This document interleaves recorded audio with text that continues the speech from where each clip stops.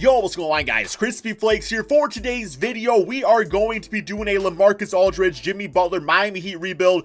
So this is a huge blockbuster trade rumor that's going on right now. Now, keep in mind, at the making of this video, nothing has happened yet. So you might be watching this and maybe DeMar got traded to like the Magic or something like that. So if that is the case, just consider this a what if, man. Because Pat Riley is very interested in bringing in both of these players to create, you know, kind of a big three with Jimmy Butler on this Miami Heat squad. So it actually does have a lot of Miami Heat fans a little afraid, just because, of course, you know, DeMar Derozan this season defensively has been atrocious for the Spurs. Any lineup he's been in, defensively is just really bad. And then, like, you know, like Lamarcus Aldridge is good in everything, but he's a bit older, and the Miami Heat fans are afraid that Pat Riley is going to trade away their entire young core that currently has a record of 12-4, man. So, yes, the way we are going to be handling this is that's not going to happen, because there is no way that the Heat are going to give up all of these assets. Like, yes, maybe one or two of them have to go, but you're not going to trade too many players for, you know, two aging guys like that. One actually has an expiring contract with the player option, of course, and DeMar Derozan, and Lamarcus Aldridge has 2 years, $25 million left on each year on his contract. So, yes, if you guys can please do me a quick favor and drop a like on this video, would be greatly appreciated. This is the trade. So I actually asked you guys in my community tab, and one of the most upvotes is the trade we are going to do. Unfortunately, the first trade that you said is actually impossible. This was a trade by Marshall Erickson, said Lamarcus Aldridge, fair, DeMar Derozan, 30 unprotected first-round picks spanning in 2056, and hand-selected by the Spurs themselves, a resurrected Matt Bonner, and Greg Popovich contract valid till death for Stanley Johnson. Yeah, ain't gonna happen, man. So the one that we are actually going to do, oh shoot me, yo, I just lost it. Who actually voted for it?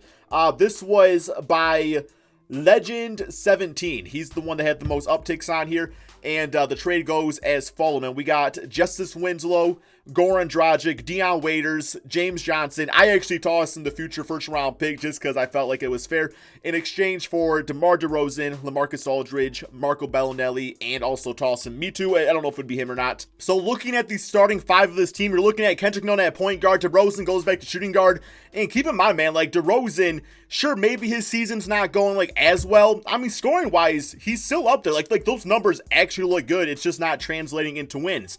So maybe it's the point now where Jimmy Butler, Lamarcus Aldridge can be like number one, number two option. DeMar Derozan can kind of like be more selective with the shooting, be like a really good scoring third option. But just a few years ago, man, 27 points per game of the Toronto Raptors. So maybe just going back to the Eastern Conference will be good enough. Of course, you got Jimmy Butler at the small forward position. He's been great this season, 19.7 assists. Has just totally changed the culture of the Miami Heat. And then Lamarcus, well, I mean, they've always had a pretty good culture regardless, let's be honest, man. They've always been like a grit and grind team. And Lamarcus Aldridge this season at 19.7 rebounds, 2 assists per game. Field goal percentage is nice. And even the three-point shot, man, he's finally shooting more three-pointers at about 35%. On the year. Just a few years ago, he was shooting 41%, but I don't think he was shooting all that many.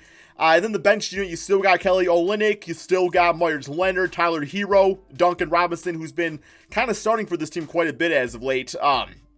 And of course, you got Marco Bellinelli too, who can be like a third option shooting guard this season, not really doing all that much. Field goal percentage atrocious, but still a nice veteran to have in the locker room, especially running practices and stuff. So what I think this team definitely needs, though, is going to be a backup point guard. It's just because, you know, Tyler Hero, Duncan Robinson, those guys ain't going to be running no backup point guard. So that's one thing to consider, and really the only change I want to make for this particular season. So let's actually hit up free agency, or not freestyle. Damn it, man. One sec. Kobe. Okay, looking at free agents, point guards, Darren Collison's retired, Sean Livingston retired, Jeremy Lin has a contract overseas, and then you got just like some basic dudes out here, so probably not going to find our answer in free agency. Let's go to Trade Finder. I would be willing to like give up, we don't really got a second round pick to give up. I guess this swap works with Denver. Might as well see what that gets us. Might not be anything good. Sorry if my face cam seems a little on the large side. I'm using this new program actually on my PC now, and it's just like I have like two options. I can either make it this big, or as you saw a few videos ago, it was actually really small. So, okay, we're just getting second round picks offered our way. Might have to toss in this Me Too guy. You know, actually, Bellinelli, I'd probably be willing to trade with the second round pick. Who knows? Maybe a team wants a veteran. So, yeah, looking for a shooting guard of some sort. Corey Joseph, there we go. I mean, it's kind of a big contract, only 72 overall player. Yeah, I'm not really liking any of these offers, guys. Tim Frazier, 71 overall. I mean, I guess you gotta trade something, you get something, right? That's how it is in the end of the day. Okay, well, let me toss in this Me Too guy. Maybe he's got some pretty good trade value to him. 74 overall, so should be a serviceable contract to trade. Come on, 2K. Brandon Knight, not rocking with him. Derek Walton, I saw. It's like a 75. It might just be Yogi Ferrell. It might just be Yogi Ferrell, man. Good offensive player, at least. And that appears to be the best option. Yup, Yogi Ferrell, you are going to be on the team, man, because literally no other point guards offered up. But we're going to try to win you a championship. And we also get a second-round pick out of it, so that works out for me. There we go. And now, yeah, we're going to go probably a 10-man rotation. Yogi's not going to play like a billion minutes because, you know, you don't really need him playing like that. But, no, man, we should be good enough out there. We should definitely be good enough. And, yo, why are you wearing Dwayne Wade's number 3, you bitch ass? Come on, bro. Come on, man. That's disrespectful. And I forgot to even mention, we still got Bam Adebayo on this team, too. Him and Lamarcus Aldridge are actually going to be a really nice duo. Yeah, Bam's not really shooting threes at all. I thought he was actually going to add that to his arsenal, but at 16%, you can't really count on him for that. But all-around game has been great. 14 points, 10 rebounds, 4 assists, 1.6 steals, 1.3 blocks per game. Turnovers are up, but he does have the ball quite a bit more this season. So yeah, I'm excited to see what this team can do. And keep in mind, man, the mindset here is like, yes, the current Miami Heat are 12-4, but it's like come playoff time, you know, Kendrick Nunn, Duncan Robinson, Tyler Hero, those are all great players, but are you counting on them to win you a championship? Like, being able to keep those guys, but also add on 2 veterans, Lamarcus Aldridge Demar Derozan, really sets them up for being a team in the Eastern Conference where it's like, yeah, like why not? Like why not the Miami Heat, you know? Nobody's really talking about them going into the season, so they're going to be like, okay, you're going to be talking now. But yes, we are going to go ahead and simulate this NBA season, see how they finish up. 12-4 currently.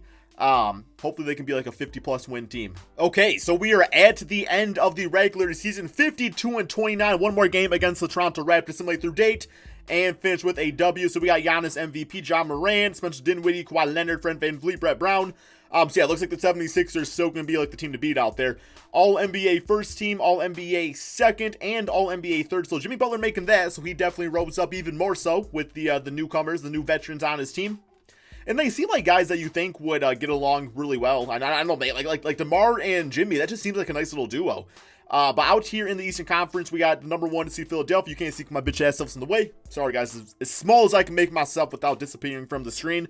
But we do have the Miami Heat as the 3rd seed against the Boston Celtics, who are the 6th seed. So a lot of injury issues for them made them, well, I don't want to say fall off because 6th seed still ain't bad. But let's go to the player stats on the season. So DeRozan, 24 points, 4 rebounds, 4 assists. He said, screw you, Crispy. I'm still going to be a number 1 option. And, yeah, I don't think there's a really good way to see how he's played since he got to, like, Miami. I guess he was traded, what's the date today, man? November 26th, the making of this video. So, I think I go to, like, split stats so we can see how he did after November. So, yeah, look at January. 28 points per game, 5 rebounds, 4 assists. Damn, balling out, guys. Absolutely balling out. And then Lamarcus Aldridge at 21 points, 8 rebounds. Jimmy Butler, 18 points, but was able to focus more on rebounding, playmaking, and, of course, his overall defense. So I don't think he would have an issue, you know, being the 3rd scorer on this team. Like, he would still get his shots up, and I think that would work out great. And then Kendrick Nunn, the starting point guard, finished with 9 points, 5 assists. Disrespect by 2K. He should be averaging at least 15 points. And there's the rest of the squad. So, like I was saying in first round, Boston Celtics. Also, the San Antonio Spurs. Let's see how Justice Winslow actually did. Kind of curious about that. Here we go. San Antonio Spurs. Where you at, man? Where you at? Spurs. Starts with an S. So we're going to get the new leading score. Goran Dragic. Where's he at? Justice Winslow at 8 points, 5 rebounds, 3 assists. Okay, well, maybe the Spurs wouldn't be open to that trade. Who knows, man? That's why I let you guys vote, so you can't yell at me about it, right? First round, simulate round. Boston Celtics. Let's get it. And so far, so good. 4-2. Got past the first. 26 points, 7 rebounds, 3 assists for Lamarcus Aldridge. 23, 6, and 5 for DeRozan. The 11 for 23 is like sometimes he can get a little streaky like that. And a near triple-double for Jimmy Butler. Bam Adebayo, near perfect game. 19-11 with 3 blocks. And then Kendrick, 4 for 4. So he's playing his role very nicely at least. All right, man. Now we got the Milwaukee Bucks. Now this is the team that's like, well, we'll see what happens. We'll see what happens. I believe it was Milwaukee that absolutely blew them out. But not in this case. We actually won 4-3. Giannis 26, 16, and 8. But that's it. That's it, man. 32 points, 4 rebounds for DeRozan on 13 for 25 shooting. Once again, over 5 from 3. At that point, man, just give it up. You know, just give it up. We don't need you to shoot threes on this squad. Once again, Jimmy Butler, the all-around game, only shot 5 times, but was focusing on rebounding. Olynyk played good. Lamarcus Aldridge, Duncan Robinson, 12 points. I thought was going to break that 3-point record a few days ago. He was crazy. All right, next up, we got the Philadelphia 76ers simulate round here, man. And just like that, we did get eliminated 4 games to 2. I'm not, like, absolutely happy about that, for being honest. Yeah, I mean, I obviously want to win the championship. But that's the thing. It's like, even going into this offseason, I don't really know what improvements to make. Because I like Kendrick Nunn a lot, so it's like, I kind of want him to be the starting point guard. I guess him, Hero, Duncan Robinson, all those guys will be, like, a year better. So maybe that's a big part of it.